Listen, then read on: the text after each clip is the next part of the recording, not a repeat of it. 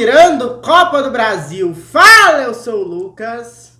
Fala, eu sou o Felipe. Fala, eu sou o Pedrinho. E hoje a gente tá aqui pra mais um vídeo do canal Quicando a Bola, mais um react do Fute Paródias e dessa vez 7-1 no Flamengo, baile do porco, Benedetto da Fiel e mais paródia suala do Jason Derulo. Vamos comentar as oitavas de final da Libertadores, então aparece vinheta.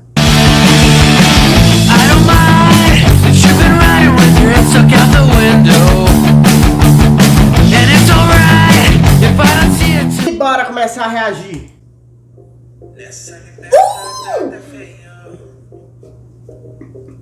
Um brasileiro sempre cai. Mesmo se for Fortaleza, né?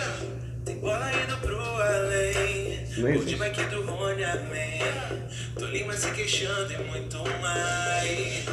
Vem que vai Copa do Brasil. Na Libertadores. Quem fica frio pelas televisões. Não tem pra ninguém, o Brasil que é melhor. Só no sofá, só no sofá, só no sofá.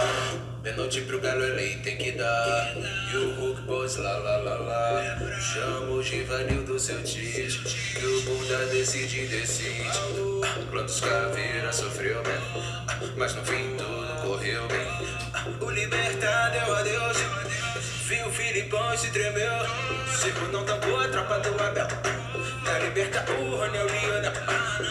Já vem como que até já quer. Champions, essa sala de Rony é um negócio muito surreal, sério mesmo. Não dá, não tem como não se render.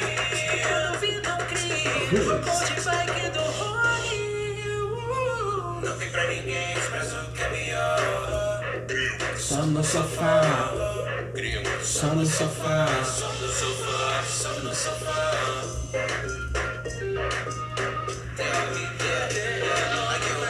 Catou no canto 2, penal dos irmãos e o Benedetto já provou que a corintiano argentino fez um Nunca vi um jogador fazer uma partida pior do que essa. Foi pra La Plata só pra dar um rolê. Pikachu encheu aqui no início, levou red. O Leirão entregou até mais que o CD. Lion sentou na banana e deu tchauzinho pra Liberta. Lá no Maraca foi easy pro Membo. Acordaram o Pedrinho, ele amassou. Dorival desbrotando, até no sono. Bonde do 7-1, entre o pescoço. Foi no mesmo fim de 2014. Conseguiu fazer sorrir o povo. Não tem pra ninguém, expresso que é melhor. Só no sofá, Ih, horrível, né? só no sofá, Esses devem estar só no tristes. sofá, Só no sofá, Brasil, só no sofá.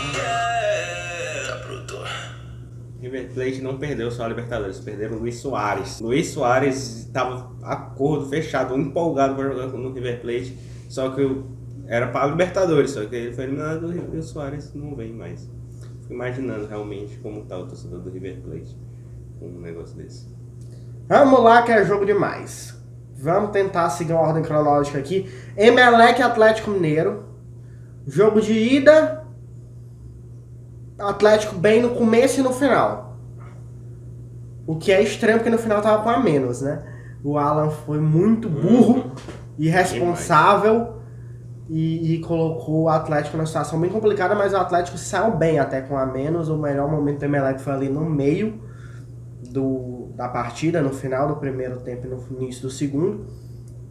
Se fosse um time levemente melhor que o Emelec, eu acho que poderia ter dado muito pro Atlético, mas o Atlético também faz por merecer classificar, né? Só o fato de ter esse time contra o Emelec, ainda mais, então, justo. 4-2-3-1, né? Que depois teve que ser mudado porque não tinha mais 11 jogadores em campo. Culpa do Alan. Rubens e Ademir abertos, o Nacho encostando ali no Hulk.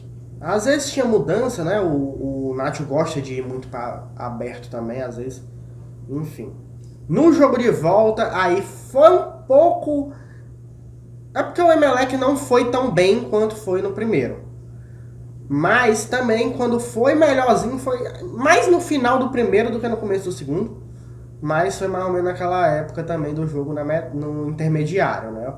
O Atlético dominou o começo e o final e ganhou com um pênalti, né? Porque, inclusive, a gente vai falar agora também do jogo do Corinthians.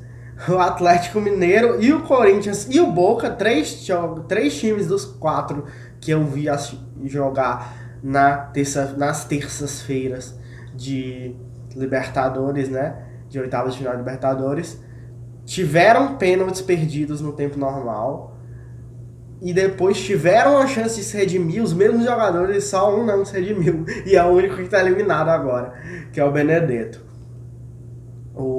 Só para finalizar, o Alan, quem fez meio que a função do Alan ali no jogo de volta foi o Otávio, né? O esquema ficou meio que o mesmo no 4-4-2, 4-2-3-1, fica muito alternando entre essas duas, porque o Nacho pode se encostar mais ali no Hulk, ou o Vargas, quando é o Vargas, aí o Nacho abre e depende também, se por exemplo entra o Sacha no segundo tempo, aí o Sacha fica mais perto do Hulk mesmo do que o Nacho. Enfim. Jogo de Boca Juniors e Corinthians. Primeiro jogo eu achei bem equilibrado, mas se tivesse que ter um vencedor mais coerente seria o Corinthians. Até porque teve um pênalti para matar o jogo e perdeu. Mas eu achei bem pau a pau. Corinthians ali, assim, não foi um jogo muito, muito bom, né? Nem um pouco, nenhum dos dois. O segundo, inclusive, doído, horrível. Eu diria, eu apostaria, inclusive, que Deportivo Táchira e Independente Petroleiro deve ter sido um jogo melhor que esse. Que foi ruim, mas a mística de um jogo desse não faz, ou faz com que do mesmo jeito acabe tendo sido épico. Pois é, aí no jogo de volta eu não tenho muito como analisar, porque eu simplesmente apaguei. Eu não sei o que aconteceu. Talvez o jogo desse nível, né? Eu não sei, eu só sei que eu tava assistindo o jogo de boa, do nada, vala-me Deus, falta 2 minutos pra acabar. Eu simplesmente apaguei e não notei que estava perto de dormir. Mas nesse finalzinho aí que eu já tava, que eu acordei e já me deu só até 2 minutos pra acabar, até mais uns 5 de acréscimo, né, que teve, só deu Boca. Se tinha alguém que ia ganhar ali no final, era o Boca. O Corinthians chegou perto. O Boca tentou ganhar o jogo mais do que o Corinthians, eu diria até. Eu acho que foi mais uma proposta até do Corinthians. Que era talvez achar o gol, mas buscar o gol em si não houve tanto. E aí... E tava uma pressão absurda. Uma unidade muito absurda no time do Boca. O Corinthians mais pelo fato dos desfalques. E aí, no final das contas, acabou que, somando, acho que a unidade do Boca prevaleceu, porque era para ter conseguido uma vez, com tanta chance que teve também. Pois é, só dava o Boca uma pressão absurda no final, até que foi para os pênaltis. Pênaltis, assim, das disputas de pênaltis mais históricas e épicas da história da Libertadores do futebol.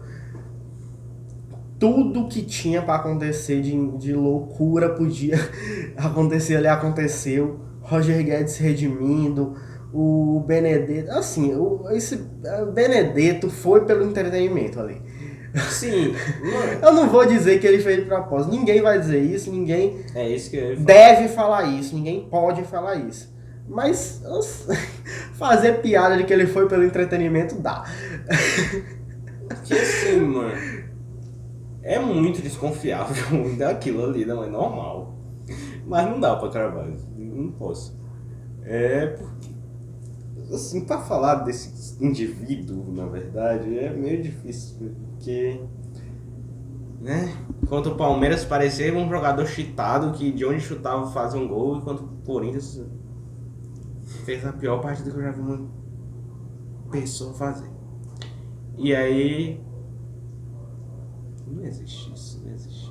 É melhor parar por aí. Detalhe, é um dos piores pênaltis que eu já vi alguém bater. o da disputa de pênaltis. Aquilo é absurdo. A bola foi parar no superior, na arquibancada de cima.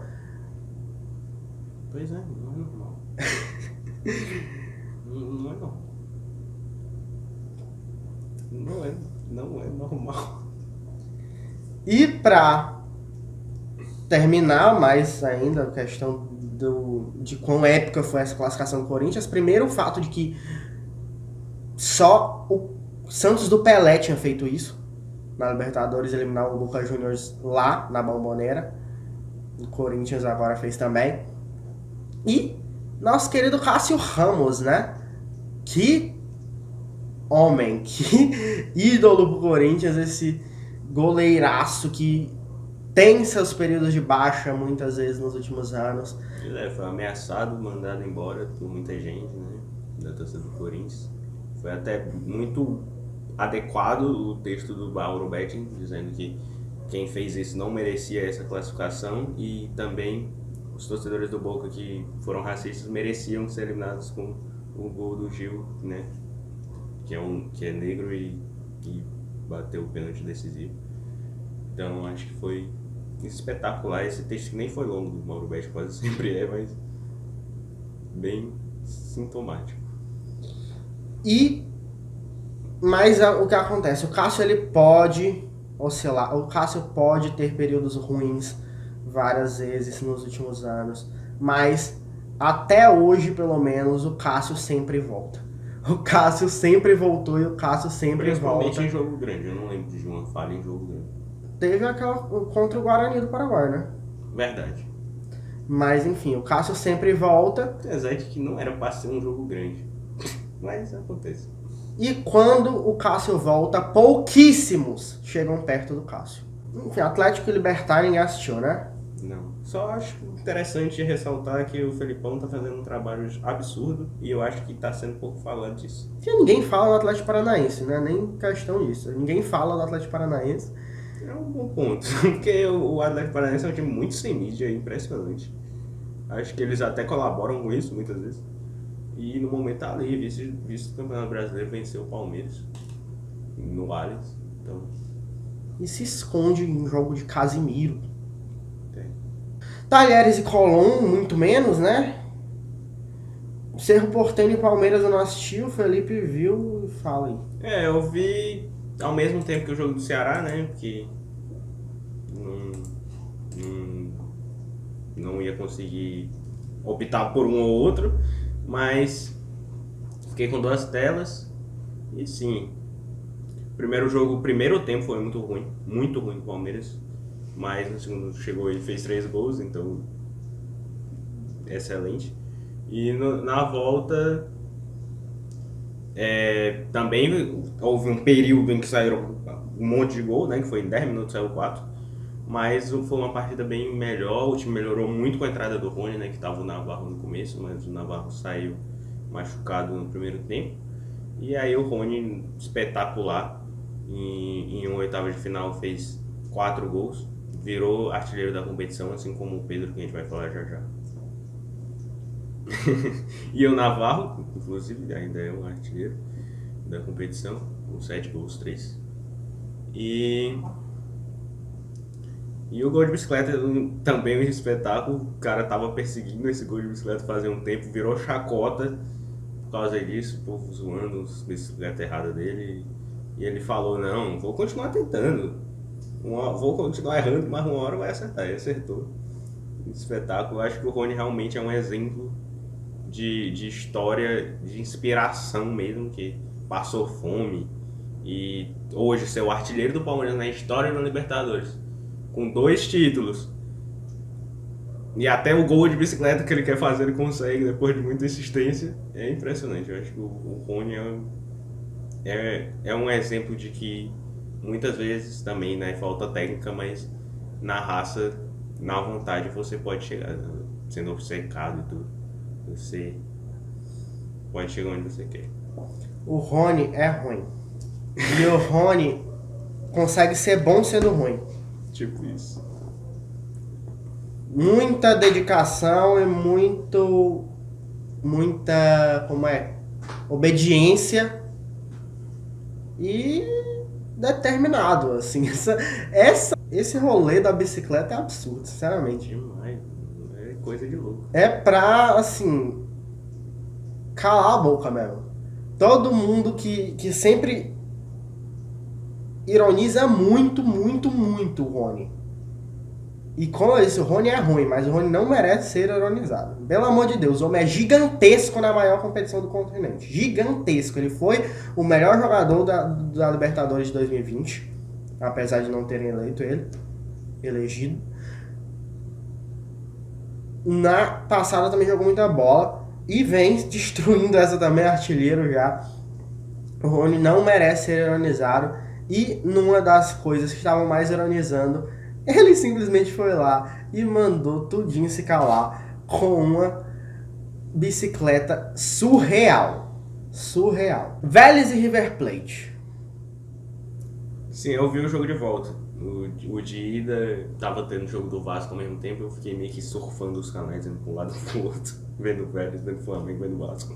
Por causa que eu até perdi a hora, eu disse, não vou ver um inteiro, então vou ficar surfando. Mas eu volto.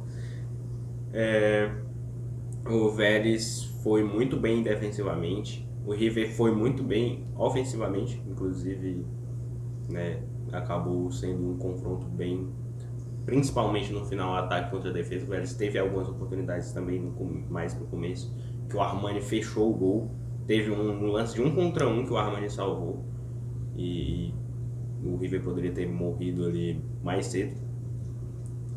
E foi uma pressão absurda, mesmo em alguns momentos do jogo.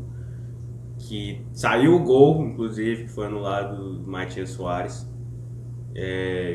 Que é bem questionável se era para não ser anulado. Eu acho que foi correto, porque ele cabeceia, a bola meio que desliza ou raspa no braço. E até onde eu sei, a regra atual diz que isso não vale. No final teve até uma confusão por causa de um possível pênalti pro River. Eu acho incrível, os argentinos não sabem perder, até contra os próprios argentinos. E não era nada o lance ali, o Godinho, eu acho que eu falei Godinho, e quase transformei ele em Gordinho, mas enfim. O Godinho sobe tranquilamente, não acontece nada, e eles ficaram lá fazendo uma gritaria medonha. No final, o Galhardo até apaziguou os jogadores do River, que estavam reclamando bastante, e fez uma atitude bem legal, na minha opinião. E, enfim, o Cacique Medina assumiu esse Vélez muito bem. Vai pegar agora o Talheres, né? Eu acho que deve passar, chegando na semifinal. Pegar o Corinthians ou... Acho que eu tô adiantando, né? Isso. Corinthians ou Flamengo. E vai ser um confronto já mais difícil. Flamengo e Tolima. Esse aqui eu acho que os dois jogos mais com a ressalva. Não vou ter como dar uma análise tão profunda como a do Atlético, por exemplo, porque nesses dois jogos do Flamengo eu assisti lutando contra o sono. Então, no primeiro eu tive momentos em que eu cheguei a cochilar, mas não consegui assistir ao final. E o de volta eu não cheguei a cochilar porque eu fiquei dividindo a atenção no celular também. Tá? Não dormi e consegui assistir até o final, mas obviamente com menos profundidade. Primeiro jogo, o placar não diz nada do que foi o jogo. O Flamengo era para ter perdido se fosse pelo que aconteceu em campo. O Flamengo não jogou absolutamente nada, deu sorte que o Andreas Pereira deu um chute aleatório ali no meio do campo e fez um golaço. E podia ter levado uns 3 no primeiro tempo. Não aconteceu, saiu com a vantagem do primeiro jogo mesmo, jogando muito mal e muito pior do que esse Tolima. Não jogou nada o Flamengo na ida. Na volta, aí foi um absurdo, né? Foi uma surra. Uma surra do Flamengo que... A dupla pescoço e queixo finalmente sendo bem sucedida, né? Porque muitos treinadores, inclusive, não davam as oportunidades que eu achava que deveriam dar. pra essa dupla e eles destruíram essa partida. Pois é, e o Tolima mal viu a cor da bola, 7-1 e podia ser mais, 4 gols do Pedro, que atuação, ainda deu uma assistência, 4 gols e uma assistência, Milan Demet com sobras, teve ainda gol do Matheus França, né, garoto da base, gol do Gabigol e um gol contra. Então os 3 centroavantes do Flamengo atualmente, né, não sei se tem outro, mas marcaram esse jogo. E assim, muito vertical o Flamengo, muito vertical. O Tolima era quem tentava um jogo mais cadenciado, o Flamengo era louco pra cima, pegar a bola, vai pra frente. Não existe toque pra trás. Contra-ataque, muitos gols saíram de contra-ataques, porque no começo ainda tava um jogo. No começo ainda tinha um jogo. Aí sai um contra-ataque, gol do Flamengo. Aí acaba, não tem mais jogo, é só Flamengo surrando o Tolima. Com contra-ataque atrás de contra-ataque, golaço atrás de golaço, arrancada de velocidade de todo mundo. Simplesmente um baile, uma surra. E bora ver, né, se isso é o começo de uma nova era do Flamengo voltando aos seus tempos melhores, né, se tá começando a emplacar, né, o trabalho do Dorival, ou se vai ser um ponto fora da curva. Acho que há de se acreditar que sim, porque, né, vai chegar ainda por cima o Cebolinha e o Vidal só. O Vidal, que, meu amigo, que esse homem vai jogar de bola aqui, eu acho que vai ser demais. Apesar de que existe a grande possibilidade de ser expulso. Possibilidade. Ainda mais com as arbitragens daqui, se ele já reclama na Europa, imagina aqui. Então, se isso não acabar atrapalhando, eu acho que vai ser um absurdo de reforço pro Flamengo. Eu só acho que tem uma vantagem, porque na Europa se tolera menos a reclamação, porque reclamam menos, né? Tem isso. Aqui o povo reclama tanto que já tem que ser um negócio maior para se darem algum cartão. E para terminar, e a gente dá nossos palpites de quem serão os semifinalistas da Libertadores 2022, Estudiantes e Fortaleza, né? Esse jogo, só assisti o jogo de volta, porque no jogo de ida eu estava tentando dançar quadrilha. No jogo de volta, 3-0 para o Estudiantes. E foi mais assim, não fez nada, né, Fortaleza. Fortaleza lá no seu Deu gol. no seu esquema 3-4-1-2, com Lucas Lima ali por trás dos dois atacantes, Moisés e Silvio Romero. Moisés jogou? Então, né? Lucas Lima jogou. Então, né? O Romero ainda cheguei a ver, assim, me apareceu a cara No dele, mas início. não com a bola. Ele saiu, não saiu? Saiu. Os três, no caso. Eu acho muito. Eu vou falar isso, a torcida do Fortaleza vai ter um treco, mas enfim. Saiu o Romero, entrou o Igor Torres. Saiu o Lucas Lima, entrou o Matheus Vargas. E saiu o Moisés, entrou o Romarinho. Mas enfim. Quando o Pikachu vai expulso e o Fortaleza já tava perdendo, o Fortaleza já tava fazendo nada, o Fortaleza não fez nada nem com a bola, ou nem com 11 contra 11, então não é um caso daqueles que você diz, matou o time. Não, o time tava fazendo nada e ele matou uma possível reação. Era o que tinha ali pro Fortaleza, que o Pikachu jogou no ralo, era a chance de tentar reagir. Porque fazendo nada já tava. E se a gente, eu acho, menos pior, né? Mas enfim, se a gente criticou muito o Alan, a gente tem que criticar muito o Pikachu também aqui. Não dá pra fazer o que ele fez. Acho que o É Alan um até pouco- foi mais burro, o Pikachu talvez imprudente, alguma coisa assim. Mas ainda acaba sendo burro do mesmo jeito. Pois é. E de resto, mais dos mesmos erros do Fortaleza o ano inteiro. O Tite marcando nada. O Boeck, eu já vi o Boeck dar esse gol umas 3 vezes na minha vida, pelo menos. O gol que ele deu. Ele não fez nada, o Fortaleza não jogou nada. O Estudiantes com o seu 3-5-2, né? Botou a bola na cabeça do Manuel Castro 2 vezes, ele foi lá e fez 2 vezes. Ainda teve a chance de fazer um logo depois que o Pikachu foi expulso, né? O Estudiantes, só que foi anulado. Não teve jogo em qualquer momento. O Fortaleza não chegou perto de disputar nada. E Se tem um jogador para falar levemente bem é o Zé Wellison. Achei que ele fez uma coisa ou outra da hora, mas. se eu comparar com o resto, foi né? bem. Em comparação ao resto, ele saiu melhor. Mas, sinceramente, é um baque muito forte pro resto da temporada do Fortaleza, que já é muito, muito, muito ruim, já tá num buraco muito grande no Brasileirão. Tem aí uma Copa do Brasil que tá bem, mas também tem o outro lado que se toma virada. Aí, meu filho, se lascou de vez, é uma coisa... Meu Deus. Assim, tem dois lados que eu vejo do Fortaleza de futuro na Copa do Brasil.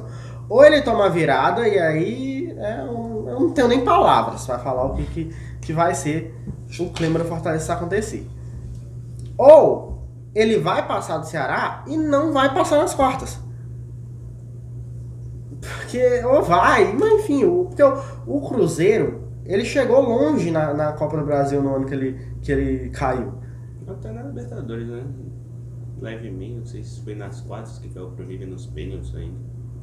Ele teve mais ou menos esse começo que o Fortaleza teve de conseguir pelo menos emplacar alguns bons resultados e ir avançando nos mata-matas, enquanto estava afundado no Brasileirão e todo mundo querendo dizer, mas já recupera, porque tá focado aqui nos mata-mata, e depois não recuperou lá e não tá recuperando aqui, e nos mata-mata o que aconteceu não foi o time do mata-mata aparecendo no Brasileirão, foi o time do Brasileirão aparecendo no mata-mata.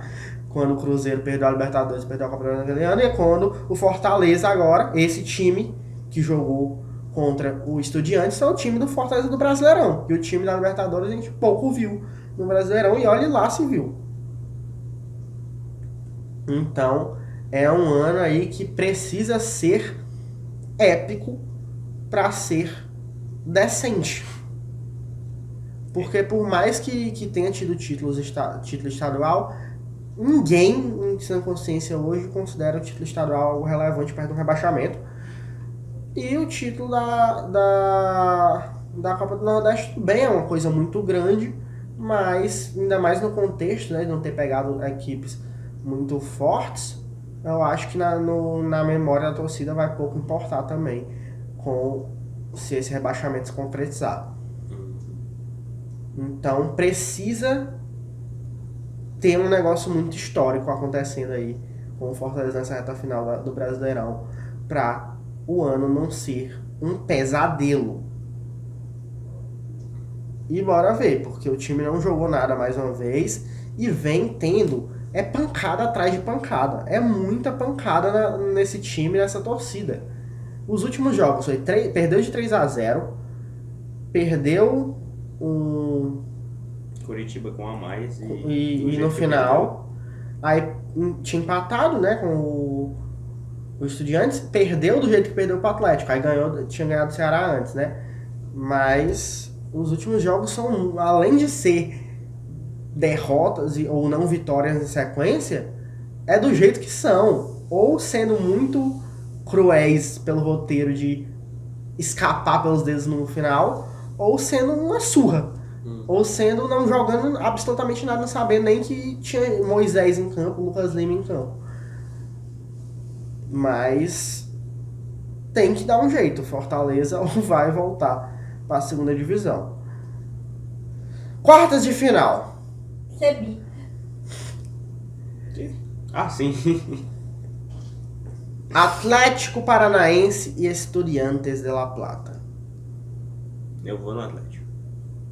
É o mais difícil, mas eu vou no Atlético. Eu sinceramente também acho difícil, mas não é que eu acho difícil o palpite. Eu acho que vai ser difícil o Atlético em campo. Vai ser difícil para o Atlético, mas meu palpite é Atlético sem tantas dificuldades para eu decidir. Vai ser Atlético sem dificuldade em campo. Vélez, Sarsfield e Talleres. Eu vou no Vélez. O Vélez, o Talleres tá ali, é muito bizarro.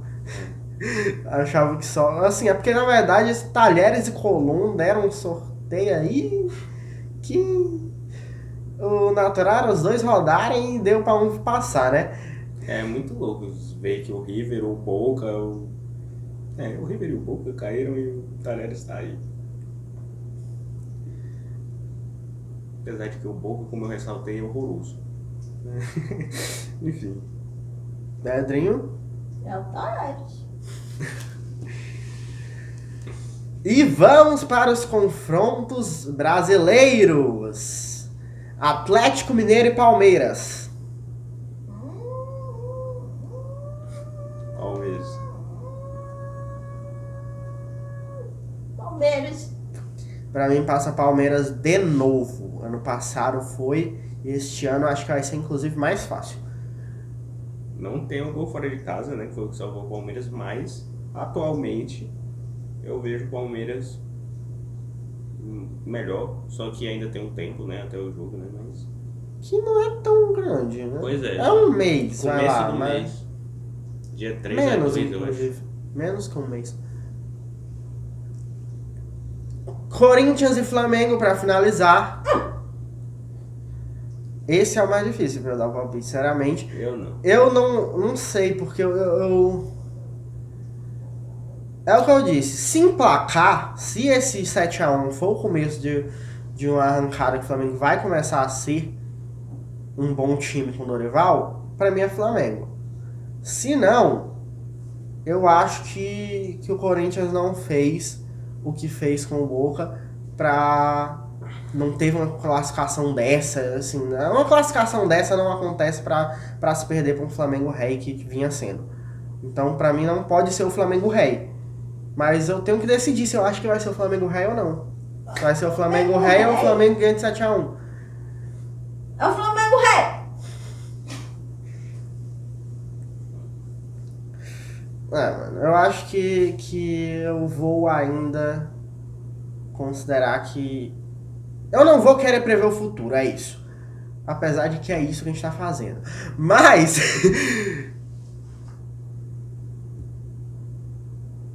eu vou com o que eu tenho. Pra mim o Flamengo, só um jogo não vai me fazer mudar. Não, vou de Corinthians. Sim, por mais que por um lado, um Palmeiras e Corinthians, que existe a possibilidade de ir pra final. Tem um Cebolinha. Então, também. um Palmeiras e Corinthians na final, que renderia pra mim, na minha opinião, o maior jogo da história do Palmeiras. Vou falar pelo Palmeiras, né? Corinthians vai saber o que o Corinthians não acha, mas pra mim, mesmo o Palmeiras tendo disputado finais de mundiais, pra mim seria o jogo maior da história do Palmeiras na final de Libertadores contra o Corinthians. Eu acho que vai ser o Flamengo. Porque assim, o Flamengo nesse jogo fez 7 gols e o Corinthians na competição tem 5. Eu acho que pode engrenar também, vai chegar o Yuri Alberto. Mas eu acho que o Flamengo também, acredito até mais na engrenação do Flamengo. Então, Flamengo. Flamengo. É. E vamos ver o que vai acontecer. E quando acontecer, volte aqui para ver a gente comentando e dando nossa para semi. Depois, quando acontecer da final. E vamos aí para mais uma Libertadores surreal de incrível e com muito provavelmente mais um campeão brasileiro, sinceramente. Eu acho que ninguém imagina Vélez, Talheres ou Estudiantes levando essa. Mas coloca aí nos comentários também os teus palpites, quem que tu acha que passa para as semifinais. E se gostou desse vídeo, dá o like, se inscreve e mostra para seus amigos darem a opinião deles também. Se não gostou, dá dislike. Segue a gente nas redes sociais que estão na descrição do vídeo. E é isso, tchau! Tchau!